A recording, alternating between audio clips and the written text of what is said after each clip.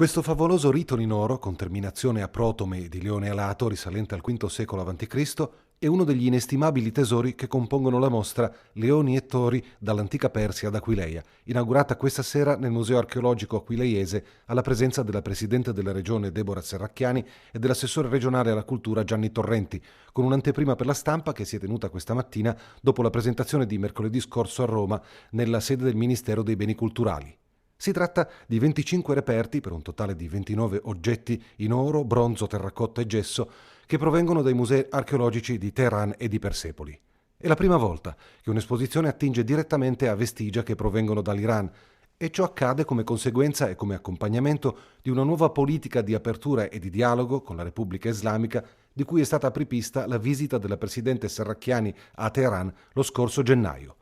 Oreficeria, artigianato e pezzi di architettura di 12 secoli dalla dinastia Achemenide, inaugurata da Ciro il Grande nel 559 a.C., ai fasti dei re sassanidi che improntarono la storia preislamica della Persia fino al 651 d.C. Tutto questo rivive ad Aquileia nella mostra, realizzata dall'omonima fondazione, a conferma di un epicentro culturale vocato al dialogo tra le civiltà e nel solco del programma dell'archeologia ferita che propose come prima puntata la mostra sui reperti tunisini del Bardo.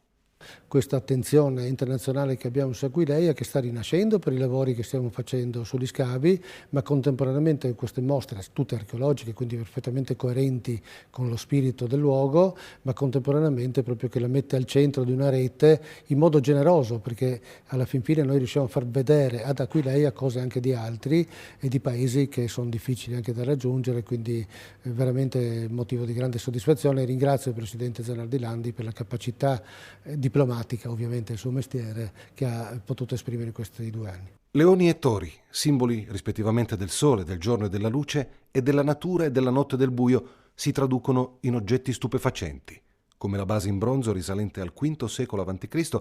o il frammento di zampa leonina di un capitello achemenide, o ancora le fauci in attese terminazioni di un bracciale in oro del VI secolo a.C.